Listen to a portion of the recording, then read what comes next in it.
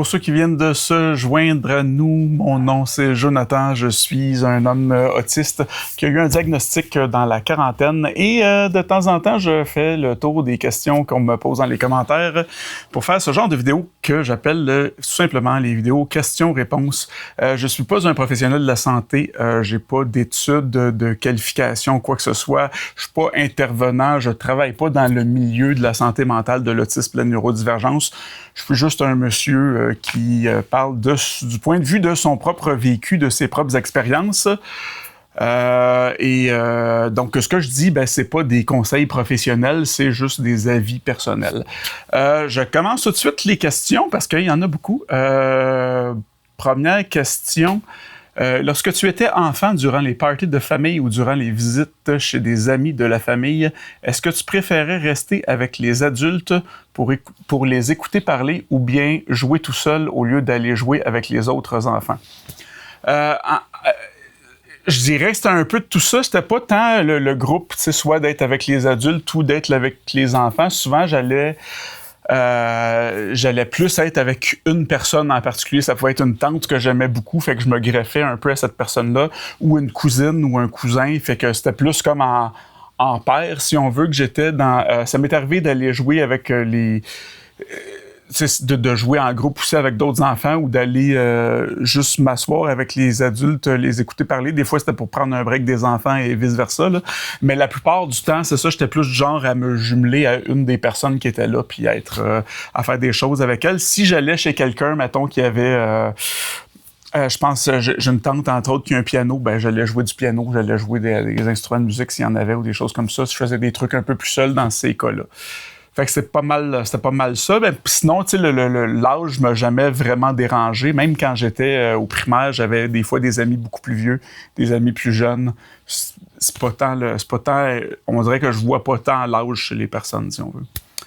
Prochaine question, vous avez fait quoi comme études et comment ça s'est passé? Après le secondaire, je suis allé étudier en arts et lettres, profil art visuel, photographie, cinéma.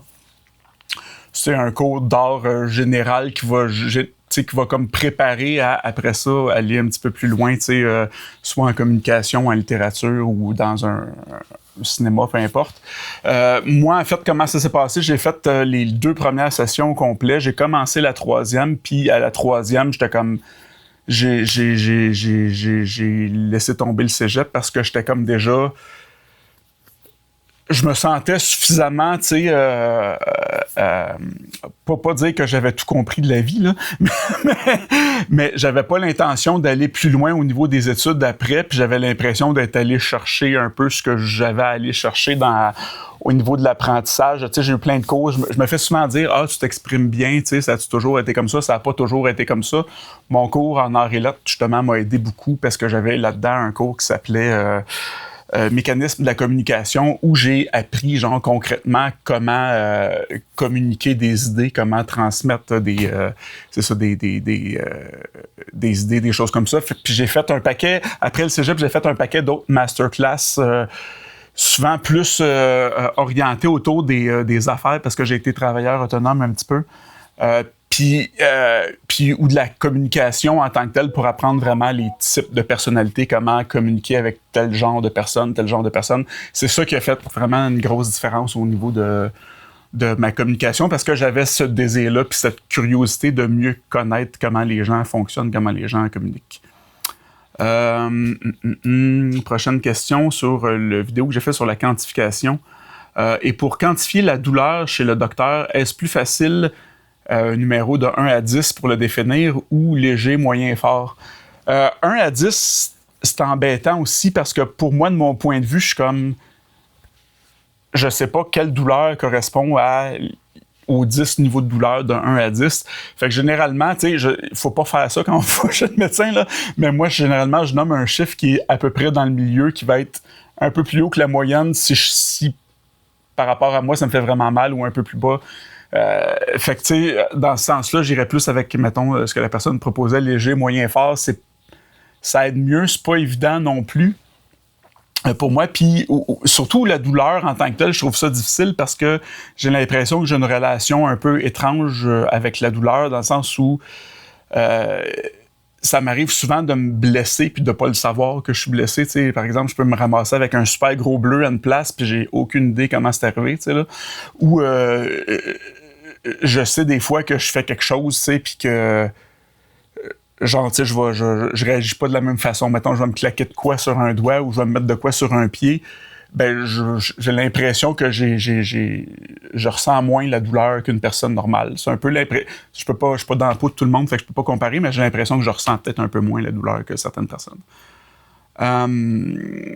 Quelle aide avez-vous avec votre autisme? J'ai pas d'aide en tant que telle, de programme d'aide ou de plan d'intervention ou d'intervenant qui est autour de moi. L'aide que je vais avoir, ça va être beaucoup au niveau organisationnel. Entre autres, par exemple, si je parle chez moi, je n'ai déjà parlé là, d'une autre vidéo, mais c'est pas mal ma femme qui s'occupe de toutes la gestion du temps. Mettons, sur le frigidaire, on a un super gros calendrier où le mois au complet est écrit d'avance. Là-dessus, ben, il y a chaque journée, qu'est-ce qu'il y a, qui travaille quand, les cours de 1, les activités spéciales, si on a des choses de prévues. Tout est écrit là-dedans, fait qu'au niveau de l'organisation, ça m'aide beaucoup. Ça m'aide à pas à pouvoir anticiper ce qui s'en vient. Mais c'est ça, c'est de l'aide que c'est ma conjointe qui organise ça, qui est vraiment génial. Là. Ça fait en sorte que je fonctionne vraiment mieux comme ça quand il y a quelque chose qui est organisé. Puis il y a de l'aide que je demande tout simplement quand je ressens que j'en ai besoin. Je suis pas super bon là-dedans parce que souvent, je me sens mal. Puis aussi le fait que, à force d'en parler, depuis que j'ai mon diagnostic, surtout, d'en parler aux gens, ben je me rends compte que les gens sont plus conscients de mes besoins autour. Fait que souvent, eux, de leur propre côté, ben ils vont venir me voir « Hey, est-ce correct avec toi si je fais ça de même? » Ou « Est-ce que ça serait mieux pour toi? » Ou je vois qu'ils prennent... je sens qu'il y a un niveau d'attention qui n'était pas nécessairement là avant, que j'apprécie beaucoup. Puis d'ailleurs, merci pour ces gens-là que j'oublie de remercier, mais ça fait vraiment une différence énorme. Ouais. Fait que c'est pas mal ça pour ce qui fait le tour de l'aide que j'ai en tant que telle, mais il n'y a pas d'aide, mettons, c'est ça comme je dis, mettons, plus administrative. Quelqu'un, mettons, un intervenant qui vient ou avec qui j'ai des rencontres, là, c'est vraiment de l'aide de personne à personne qui connaissent mes besoins ou qui réagissent selon les besoins que moi j'ai. C'est ça. Prochaine question. Quand tu as passé ton test pour le trouble du spectre de l'autisme, y a-t-il un ou une intervenant pour t'aider à répondre si tu n'es pas capable de répondre à une question qui semble ambiguë? Pour expliquer la question avec des exemples. J'aimerais passer le test, mais s'il y a plusieurs questions ambiguës, je vais bloquer et avoir de la difficulté à continuer le test. Ça, c'est une question. Il y en a une autre qui avait rapport avec l'évaluation, fait que je vais la lire aussi, puis je vais tenter de répondre aux deux en même temps. L'autre question, c'était... C'est à quel endroit que tu as passé l'évaluation? Mon fils a une requête du médecin pour passer le test. Et on lui a demandé de remplir en ligne les questions qui m'a pris une journée. L'endroit où je suis allé, moi, je suis allé à une clinique privée qui s'appelle le Clinique Santé IPS. C'est effectivement, il y a beaucoup de questions à répondre. Ça peut être très, très long. Pour répondre à l'autre personne d'avant, oui, il y a quelqu'un qui est là, avec qui tu fais pas juste ça dans ton coin, tu donnes des papiers puis c'est fini. Là, il y a quelqu'un qui est avec là. Je peux prendre le temps d'expliquer un peu comment ça se déroule, l'évaluation, pour enlever un petit peu des fois des doutes ou des craintes qu'il peut y avoir là-dessus. Premièrement, je sais pas si toutes les cliniques fonctionnent comme ça. J'ai été évalué seulement une fois, c'est bien en masse. Là. J'ai pas fait le tour de toutes les cliniques pour voir laquelle offrait le meilleur service d'évaluation. Là. Mais moi, de mon côté, ça se déroulait sur trois rencontres. La première rencontre, c'est une rencontre plus générale avec des questions où j'allais, mettons, on m'a demandé d'expliquer, entre autres, pourquoi je sentais le besoin d'aller me faire évaluer, les signes qu'il y avait, les doutes que j'avais, puis on parlait de ça, un paquet de questions comme sur le quotidien, des questions, mettons, plus générales par rapport à l'autisme. Suite à cette rencontre-là, c'est là qu'on m'a donné une grosse pile de documents à remplir. Dans ces documents-là, il y en avait qui étaient destinés à être remplis par moi, il y en avait qui étaient destinés à être remplis par un proche. Ça, c'est ma conjointe qui les a remplis parce qu'ils veulent voir du point de vue d'une personne qui t'observe puis qui te connaît bien au quotidien. Puis il y en avait d'autres documents qui étaient à remplir par un parent. Ceux-là, c'est ma mère qui les a remplis parce que ça concerne plus le développement puis le moment où t'es enfant vraiment, là, dès ta naissance. Suite à ça, à partir de la deuxième rencontre, la personne, je lui ai remis mes questionnaires avant. Puis ça m'est arrivé, moi, d'avoir des questions par rapport aux questionnaires. J'ai communiqué avec la clinique par courriel. On m'a répondu rapidement là-dessus. À la deuxième rencontre qu'on a eue, ça concernait pas mal toutes les comorbidités de l'autisme en tant que tel. Puis la troisième, c'était vraiment concentré uniquement sur l'autisme, mais ces rencontres-là, les rencontres qui suivent, dans le fond, c'est plus l'analyse des résultats, puis la personne qui a eu ces résultats-là, qui va te poser des questions, aller chercher des précisions, puis là, tu as le moment aussi, tu as l'occasion d'intervenir, de rapporter des précisions. C'était quand même bien fait. Moi, j'ai vraiment... ça m'a enlevé vraiment un gros poids quand je me suis fait évaluer, juste de pouvoir parler de ça directement avec quelqu'un que je sentais que j'avais pas besoin de me battre puis d'exprimer, d'aller défendre une cause, un peu comme un avocat, là, tu sais, là. Je sentais le fait d'avoir quelqu'un qui connaît l'autisme puis ça m'a vraiment rassuré puis ça m'a fait du bien d'aller faire ça. Fait que tout ça pour répondre à la question, là, oui, il y a quelqu'un qui va être là avec qui tu peux poser des questions ou demander des précisions si c'est plus difficile pour toi. Prochaine question. Je me demandais si, après votre diagnostic, vous avez ressenti le besoin de lire sur l'autisme et si vous le recommandiez aux proches. Avant mon diagnostic, j'ai ressenti ce besoin-là à partir du moment où... en fait, ce qui a été le déclencheur, là, j'en ai déjà parlé dans une de mes vidéos, mais je vais le raconter brièvement encore. Ce qui a été le gros déclencheur pour moi, c'est que j'ai un fils qui est autiste aussi. Puis à partir de son évaluation à lui, comme je disais, dans l'évaluation, il y a une partie parent. Quand j'ai fait cette partie-là, c'est à ce moment-là que je me suis rendu compte moi-même que je connaissais très mal l'autisme. J'avais une très mauvaise compréhension de ce que c'était. Puis à peu près chacune des questions que je répondais pour lui, je me rendais compte que je répondais pour moi aussi. C'était sensiblement les mêmes choses. Fait qu'à partir de ce moment-là, c'est là qu'il y a eu vraiment un très, très gros doute. Ça m'était arrivé dans le passé là, d'avoir... beaucoup de doutes là-dessus, mais c'est là que ça a vraiment fait comme, OK, clairement, il y a quelque chose. Puis à partir de ce moment-là, j'ai commencé à me documenter beaucoup, des documentaires, des textes de recherche, des podcasts, d'autres créateurs de contenu un peu comme moi. J'étais allé me documenter beaucoup là-dessus. Est-ce que je le recommande aux proches? Absolument. Pas juste aux proches, je le recommanderais à tout le monde sans nécessairement dire d'aller faire un doctorat en neuropsychologie, là, mais de juste... se prendre un soir dans la semaine, puis au lieu d'écouter un Netflix, se prendre un documentaire. Il y en a un, entre autres, qui est vraiment bon, qui est simple. Ça s'appelle Apprenti Autisme. C'est fait avec l'humoriste Louis T, qui est autiste lui aussi. Super facile à écouter, c'est gratuit en ligne, je pense, sur la plateforme de Télé-Québec, si je ne me trompe pas. Apprenti Autisme, c'est super bien fait, ça explique, sans porter vraiment de jugement, ça donne un portrait global. Puis à partir de là, c'est sûr que si tu as un proche qui est autiste, ça peut être intéressant. Plus tu le comprends à lui, plus ça peut être facile de communiquer et de connaître ses besoins. Si c'est quelqu'un qui a plus de difficultés à les exprimer lui-même, là, c'est sûr que ça fait jamais de tort à personne. Puis je pense que globalement, plus on se comprend entre personnes, plus on est ouvert, attentionné à ce que les autres vivent, ça fait juste en sorte qu'on vit dans un meilleur monde. Fait qu'absolument, oui, je recommanderais d'aller se renseigner là-dessus si c'est un sujet qui vous intéresse. Surtout, c'est ça, comme je dis, s'il y a quelqu'un dans ton entourage qui est sur le spectre, je le recommande fortement. Ensuite de ça, quel est ton QI? Mon QI, je le sais pas parce que c'est... En fait, la base, mettons, quand on parle de quotient intellectuel, c'est un test qui s'appelle le WAIS-4, là, WAIS-4, qui est un test clinique qui mesure, je pense, 4 formes d'intelligence. Je suis pas un super spécialiste là-dedans, là, mais puis c'est un test qui est assez coûteux. Moi, je l'ai jamais fait. J'avais fait un autre test qui s'appelle les matrices progressives de Raven. J'avais fait ça dans le temps, mais c'était... ce test-là, lui, mesure seulement que l'intelligence fluide en tant que telle. Fait que c'est une des 4 formes d'intelligence qui sont mesurées dans le WAIS. J'avais eu un score de 141, mais je l'ai fait sur Internet de façon non supervisée. Fait que ce que ça vaut, J'ai aucune idée de la vraie valeur de ce test-là, à quel point c'est pertinent, puis je pense pas que ça se transpose non plus directement à score de ça en score YS, fait que je le sais pas. Je serais curieux de le savoir, là, par curiosité personnelle, parce qu'on veut tout le temps mieux se connaître, mais je connais pas mon QI. Autre question sur la vidéo, sur les shutdowns, il y avait une personne qui disait est-ce que c'est une forme de dissociation émotionnelle? C'est pas ça, en fait, c'est le contraire. C'est pas une dissociation, c'est le fait que tu es submergé, tu es surchargé par.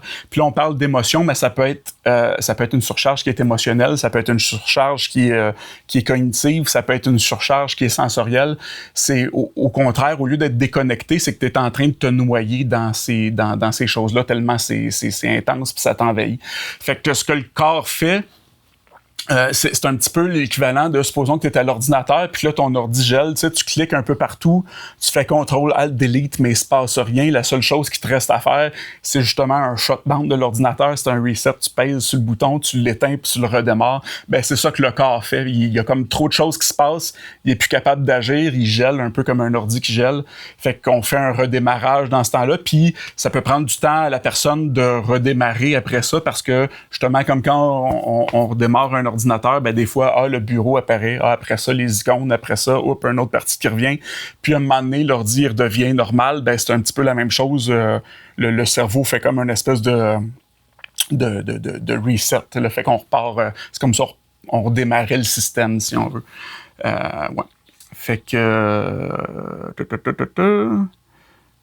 Prochaine question. Vous a-t-on moqué pour vos lunettes de soleil? Non. Premièrement, au primaire, j'en portais très peu. C'est très rare que j'en portais parce que j'avais vraiment beaucoup d'orgueil, beaucoup de fierté. La seule chose que je voulais, plus que tout au monde, c'était d'être comme les autres, de me sentir inclus, intégré.